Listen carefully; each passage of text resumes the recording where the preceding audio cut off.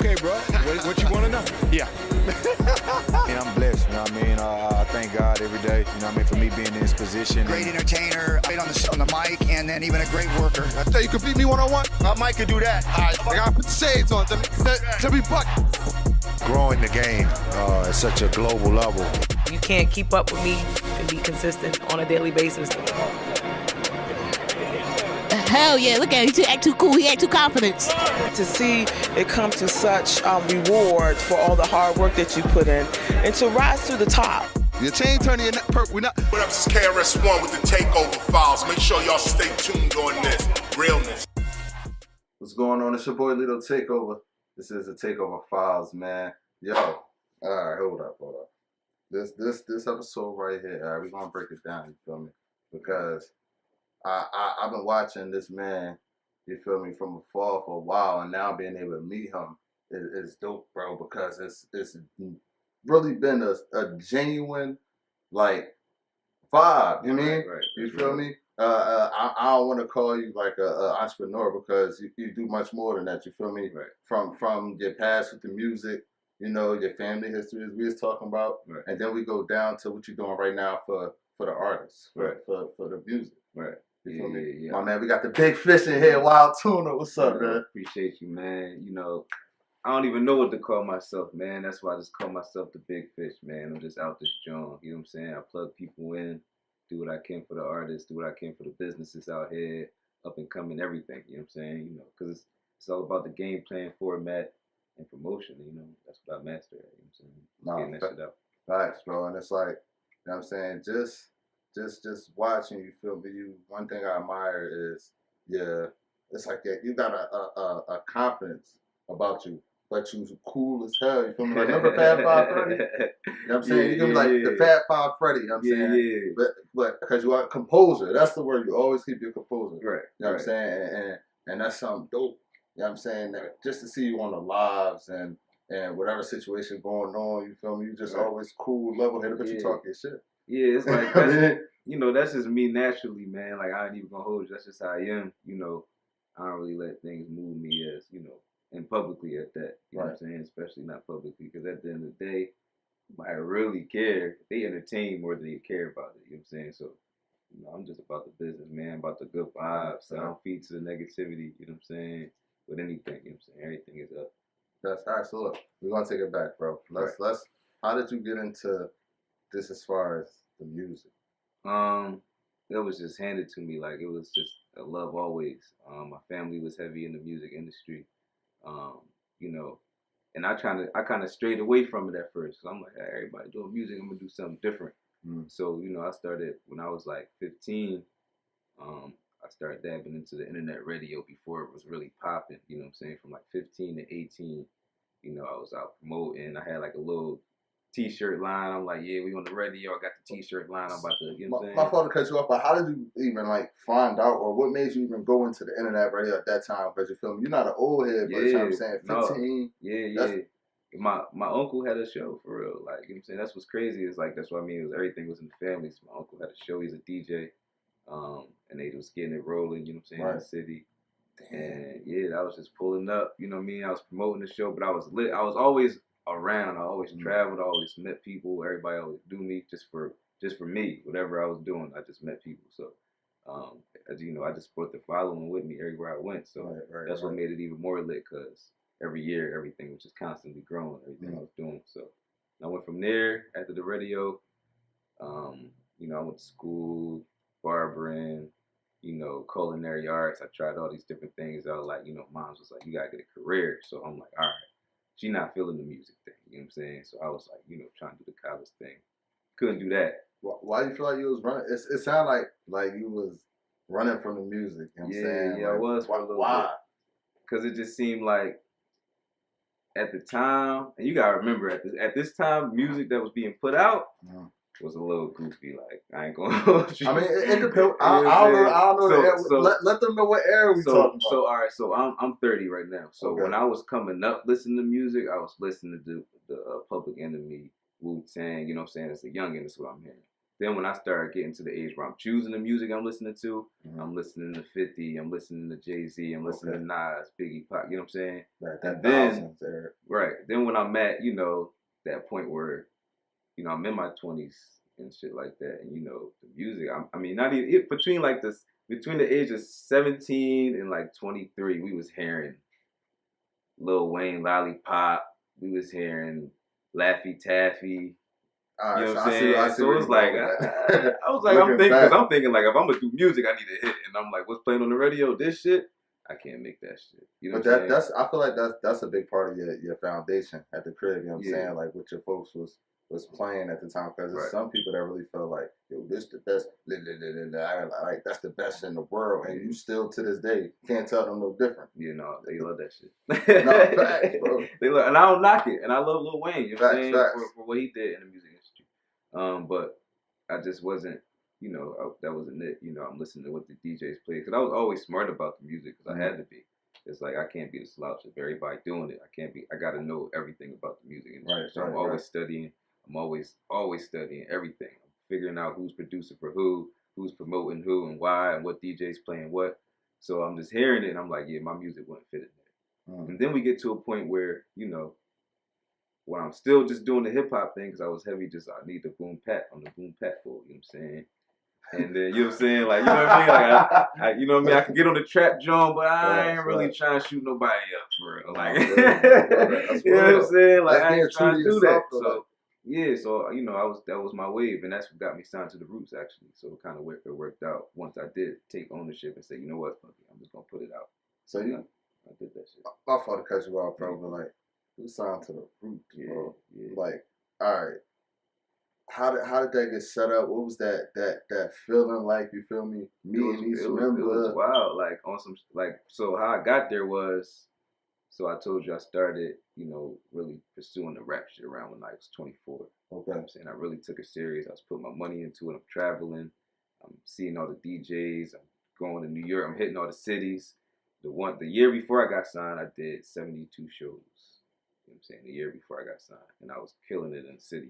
I got the Philly Hip Hop Award, Choice Award, only award that you had to vote for. You know what I'm saying? So out of everybody that year, 2017, I got the most votes for that joint. I got my award. So I'm like, about to run with it. But what's crazy about that is, I signed to the Roots, and everything was like, I'm saying it's luxury. Like, I'm walking in the studios, I gotta pay for nothing.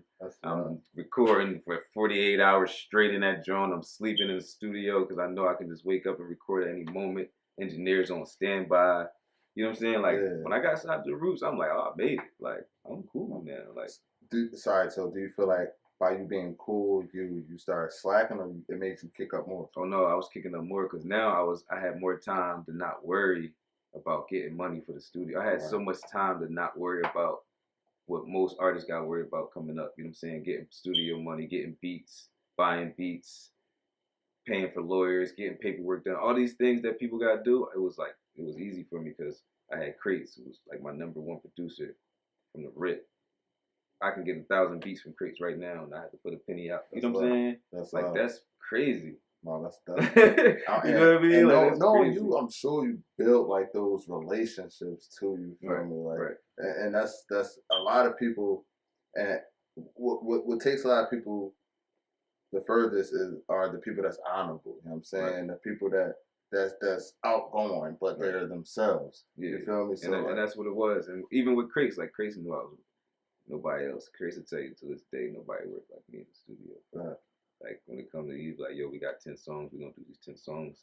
Like, when I say I was recording and I was writing for other people, writing songs and plays and all, like, we just in the studio creating all kinds of shit, you know what I mean? So he gave me a lot of respect because he knew I was right there rocking. Like, whenever something needed to be done, even outside of music, like, Crazy can call me for anything, you know what I'm saying? Wow. So it was like, it was always more of a relationship. Just the music, it just so happened we both had a crazy work ethic, you know what I'm saying, within that, so. Yeah, the Roots puzzle, that was popping, man. Like, you got a favorite memory? Crazy ciphers, man. That's what's crazy. I'm about to say, however you want to say that. Like, so my favorite memory was. You talk about a few memories, you know what I'm saying? We was at Underground Arts. Is it called Underground Arts? Theater Underground or something like that. One of the venues in Philly. We there, and Dice Raw brought a couple people out from New York. He had some people fly out, and we in the back. And this was crazy because I'm coming off a studio session and work at the time, so it was 24 hours. So I ain't gonna sleep right. So I'm in there. I'm like, damn, I'm about to get a little nap in, and I'm gonna perform. So as soon as I walk in, Dice was like, yo, Young King. This was my name when I was an artist. Yo, King. Yo, come spit some off the rip. And I'm like, all right. So, you know, I'm on go all the time. I don't really care who was there at the time. So, you know, I'm just like, we about to rap. So I start rapping, boom, boom, boom. And then, you know, I go in my zone, do my thing. And then I go take a little nap in the back and shit. Somebody knock on the door. Hey, yo, boy from Def Jam. Who said, yeah, I come from New York. Somebody else come like, hey, yo, the boy from Atlanta who was back there. Yeah, it was lit. He fucking with you. So I'm like, oh shit, these was the guys. Like, you know what I'm saying? And I kept it all authentic, performed, shows dope. You know what I'm saying? That was a highlight because that's when I was like, yo, I ain't have no sleep. I could have been like, no, I got you a little bit. Whatever it was. But that was the point where I was so hungry. Like that highlight was just like, I sat back and thought, I'm like, damn, I'm glad I've been working like this my whole life because that's a missed opportunity for a lot of people. Mm-hmm. You know what I mean? And a lot of people can't even rap in person. You know what I'm saying? They can't freestyle and shit like that. So even having that skill saved me because I've been working. You know what I'm saying? Like I was grounded. So that was my favorite memory because that shit was lit and unexpected. And this, you know, that's when I was like, I felt solid. Like I was like, all right, Dice called me in. You know, your big homie call you over, and you kill it. It's like, yeah, that's a good look. You got that. You know it's like you got that rocket in your back, that battery in your back. Right. Look, this is what we're gonna do. We're gonna take it to the first commercial break. It's your boy Lito Takeover.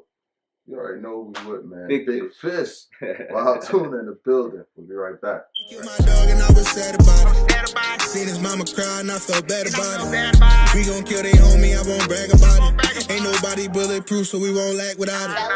Bitch, I keep that pole around me, Only got my bros around me, Only niggas that won't fold around me, Ain't nobody being broke around me, Yeah, I dropped my tape and I made double back.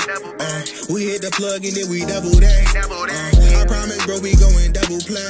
No, you let me once, it ain't no coming back. No, we be in those streets like gas on street lights. Gotta keep that heat tight. Caught him at the green light. I just couldn't sleep right. I just couldn't eat right. But I got that bag now. I got all that street life. They say you really niggas, so don't rap the same. He fell off when he touched squad, cause he don't track the same.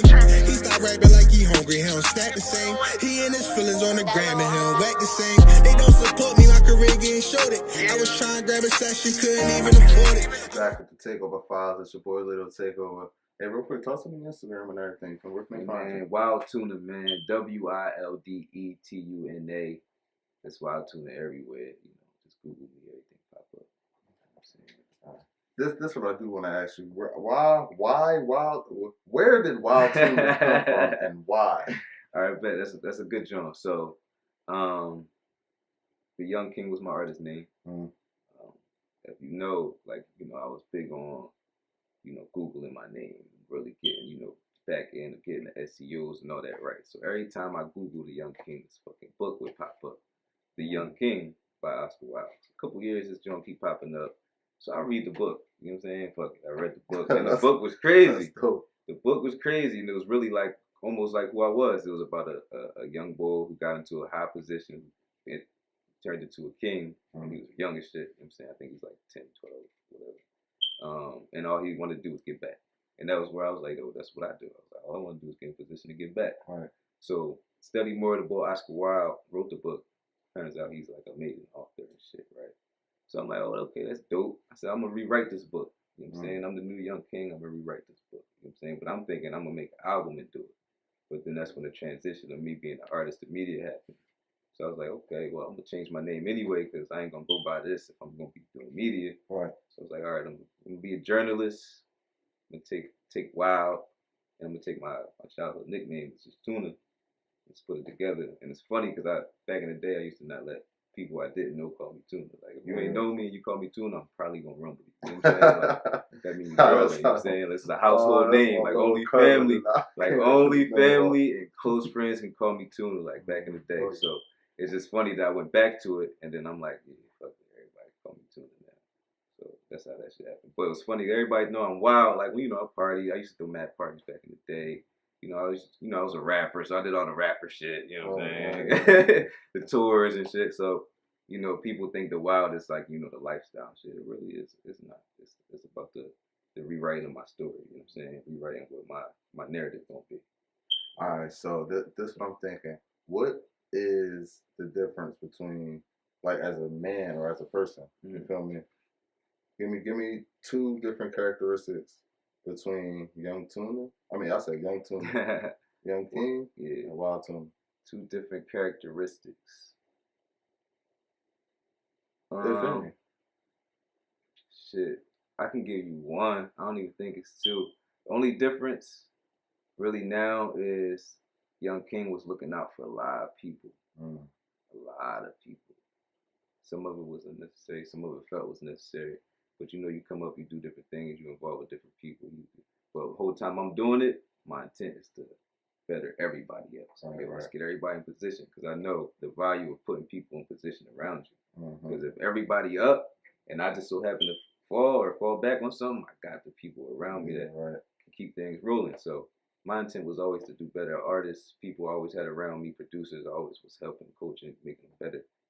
Now as Wild Tuna, it's more like I'm the businessman, you know what I'm saying? So now it's like you gotta have a check for me to help you, because I had to do it. And I had to bring my check. So I was like, I can't keep giving handouts to people.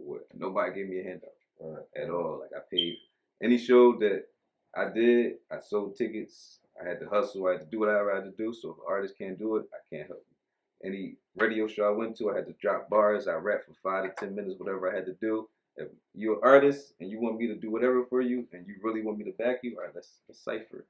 You know what I'm saying? It's like, 'cause if I could do you better than you, I can't put my stamp on it. So now it's like real business minded. Now it's like, if whoever with me is going to go. You know what I'm saying? Was there like a particular moment that happened for you to turn that switch? Yeah, I had kids. Once I started having kids and I seen like what I thought was valuable, because I know what I'm doing, my kids wouldn't see that as valuable. So I had to show them what I was doing was beneficial. So that's when I was like, I got to make sure financially they taken care of whatever I'm doing. You know what I'm saying? So I can have fun doing whatever I'm doing as long as they cool. Nah, bro, it's crazy because like we sitting here talking, but I'm like seeing myself in different ways. You feel me? Now I'm like, I need to have me some kids. I ain't got no kids. So wait on it, because look, this is what you do. Don't have the kids, but you can plan for that. Like, yo, let me put some bread away, or let me, you know, put myself in the area, or whatever it is. You know what I'm saying?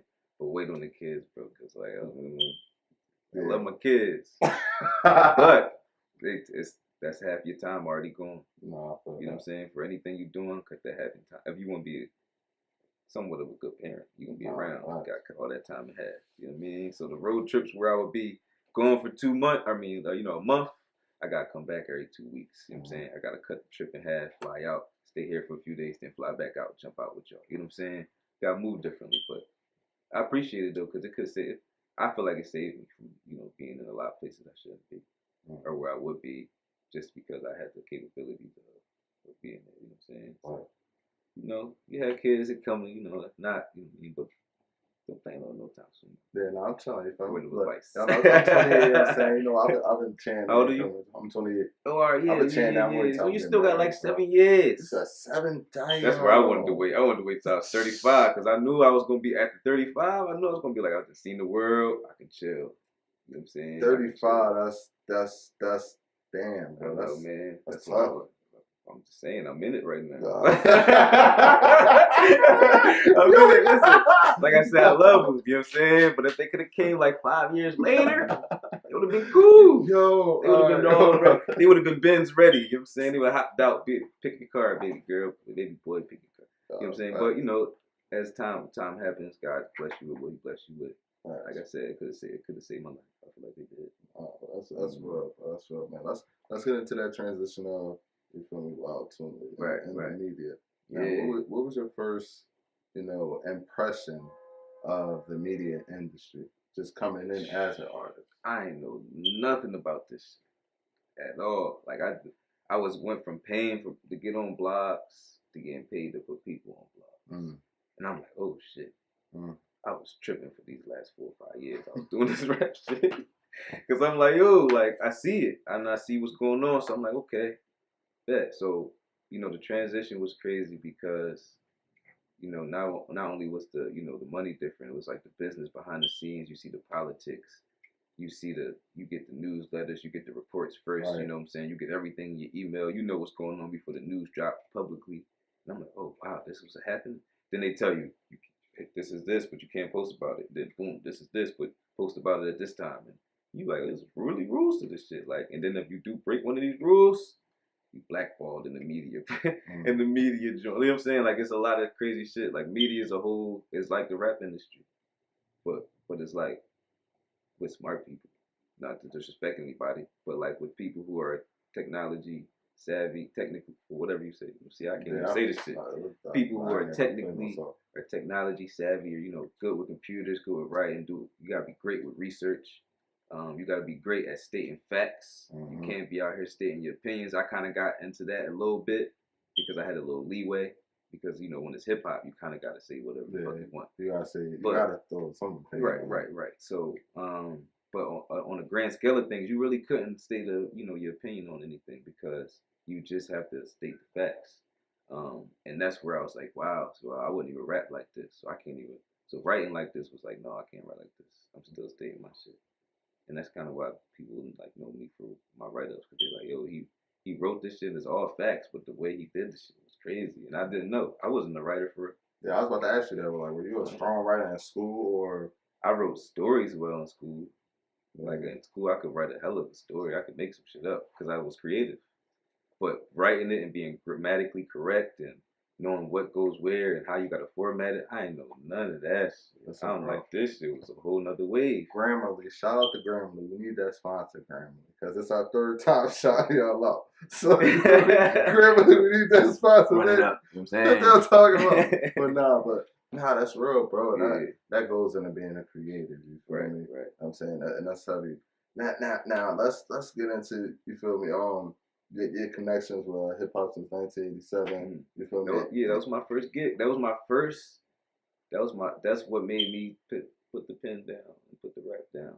It was like, yo, I want you to be a journalist. I want you know what I'm saying, come over here. And I'm like, journalist? I'm gonna write about something, right? I'm gonna type essays.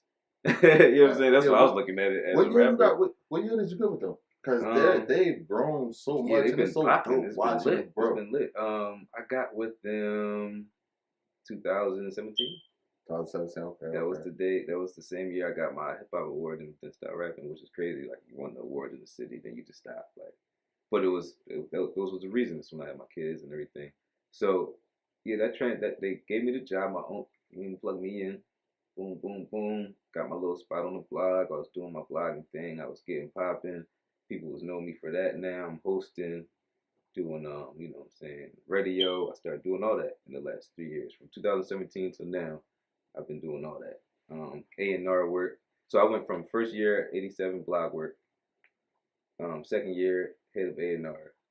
Third year, which I knew I was the first year, but I had to put the work in, they said, to get to this point, but VP. So I announced I was VP early, but I knew I still had to work to get to it, but I knew it was there. Grabbed that joint, ran with it. I did all kinds of wild shit when I was 87. I ain't gonna hold you. Because I had the keys. I could get in the buildings that nobody else could get into. Right. I could talk to people. So I was in the mix. I'm brokering deals with YouTube and Roku and Amazon. I'm brokering deals with, you know what I'm saying? I'm getting broadcast situations. I'm doing so much crazy work, right? And then it was like, I got to the point where it was like, we doing all this, but we got a dying city. And we need to do something for the artists. And that's where the conflict of interest came in. But that's where my man Rome come into the story, because he was rocking with me this last year, you know, transitioning from 87 to doing my own thing, which I'm doing now, which was like, it was heavy to have Cuz rocking, because you need solid camera work doing this shit. Production is everything. So when you get somebody, as a rapper, I had a crazy producer and DJ. And then after I went into this shit, I had a crazy cameraman, like my boy was rocking. So him and shout my boy Easy too, because he been rocking too. But yeah, I did that, and it's been rolling, and it's just like I just wanted to do more for the artist. So, but I can do more without having a brand that's like almost corporate, or a brand that's like, it's like a company. It's like working at a company. You gotta handle yourself accordingly for certain things. I'm like, that's not me. So again, me being me was cool. It got me to where I got, but me being me also makes me know that I got to do my own thing. Right. You know what I'm saying? Because I'm the young king anyway. That's what I really am. So, but it was dope. I learned everything. I learned everything about the business. So at this point, I'm like, yo, after working into the industry for 15 years, I can show you how to go through any step in this industry, right, and do it successfully. You know what I'm saying? And I've done it, and then I can show you other people I've done it for. And you know what I'm saying? So it's like a track record that I built, which is all about me just building relationships and sharing information, sharing knowledge, giving game. When somebody called me, everybody hit me up. That's why everybody love me. They be like, yo, cuz, I need boom, boom, boom, something that you have to pay for to get from somebody else because they feel like you. It's like, yo, let me tell you how to do this joint. Then if you really don't want to do it yourself, then all right, then we can work it out. You know what I'm saying? So let me tell you how to do it. And if you get on that computer, you be like, you know what? I ain't doing this shit. Let me call Fish back real quick. Hey, can you do the joint? Yeah, you cash at me. I got you, bro. That's what it is. Bro, we need people, not even just in the city like that. We need people in the world like that. Industry crazy. There's a lot of good people in the industry, but it's a lot of bad people too. So it's like, you gotta find the good people. Right. The more you do that, you be successful because that's what they want for you. When you find people who want to be around successful people, that's what it's about. You know what I mean? What you put out is also what you get back. Right. You feel me? I personally believe too. You feel me? I'm gonna ask you one more question. You feel me? Before we go on to part 2. You know what I mean? Right. Real quick, man. I just want to know because something that you said really stuck to me, bro. Mm-hmm. And it's like it's crazy because I still remember it, and I heard everything you said in between. Right. Now that night when you won the Philly Hip Hop Award, the Viewer's Choice Award, you feel me? Mm-hmm. And you said that was your last night rapping. Yeah. What was that car ride home like? And also like just what was I know your emotions or something had to be spinning, bro. It was crazy, run that day down for me, bro. It was crazy because I ain't gonna hold you. So my steppop passed away. He was murdered right when I was coming up, and what's crazy is he was the one when I was first like, yo, I'm all right, I'm gonna do the rap shit. He was like, all right, we're gonna holler at Gilly, and then we're gonna go holler at Cass, and then we're gonna go holler at all right, we're gonna do this, you know what I mean? Had all these plans, but I was holding off because I was transitioning from, really diving in. Like I was just here, I'm like, all right, Pop's gonna rock, but I still wasn't at the point where I fully believed in myself. Right, you know what I'm saying? And I was regret not fully believing in myself at that time. That's the one thing. So when I grabbed that award, first thing I was like, damn, Reef for the love this joint. Like that's the first thing I said. So that fucked me up a little bit. And then it fucked me up more because I'm like, yo, I'm about to put this shit aside. You know what I'm saying? Like I was like, I'm about to put this shit aside. But I was like, I knew, and then I cool with it. Like, no, Pops was a hustler. He would have told me get the bread. So I'm like, cool, I'm gonna rock out. And that's what all that shit and the 30-minute car ride to the crib. That's what I was thinking about. Everybody else turned up to the music. We 3 cars deep. You know what I'm saying? All the shit. When I'm just chilling in the joint, like, yo. And I'm sitting in the back. I never sit in the back. Never sit in the fucking back. I hate sitting in the back. I got in the back. Like, let me sit in the back today. Had the chairs and stuff. Yeah, let me push the joint back. That's like the Kobe moment. Was that the second trophy? Yeah, like you just like, yo, it's like that shit was crazy. Especially because being the People's Choice Award, it's like that's the only joint you had to vote for. Right. So you think about all the artists that was popping in 2017, and I got that. I'm like, yo, that's crazy because 2017 that was my first year being nominated for the Hip Hop Award. I moved back in 2016. 2017 was my first year being nominated. Right. So like that's dope knowing that my first year you won that shit. It was a good year, you know what I'm saying? It was a good year. My man, it was funny, my man in backstage, OT the Real handed me the trophy because he grabbed my joint and he had one that year too. So I met him there, boom, boom, boom. We've been running around a lot anyway, seeing these, you in the mix. But it's just being at the hip hop awards, like, oh, now you backstage with the successful ones that's winning the awards. Yeah, it's like, okay, that shit different. It's different, you know what I'm saying? It's like, okay. And then it's like, you get a different respect because I wasn't the trap nigga. You know what I'm saying? I got sold a little weed, but I wasn't like in the streets. I wasn't doing no crazy shit in the streets. I don't got no crazy criminal record or nothing. Got a little possession charge for some buds or whatever, but I was never that bull. My family was heavy into it, so I never had to do none of that. They would be mad at me if I did that shit. So I'm like, that's why I was trying all this other shit. I was trying all this shit. So the music was like, yeah, I'm cool. I'm solid. I can go in any neighborhood and I'm cool. You know what I'm saying? It's nothing. It's life. Shit was popping. That's how I keep that vibe. Like, everything is good, baby. Like, Right, everything good. Hey, yo, man, bro. I appreciate you for coming on the show today. You feel me? Right. We about to get to part 2. Yeah, let's get it. Let's get it. It's your boy Lito Takeover. You know how I got with me, Big Fish.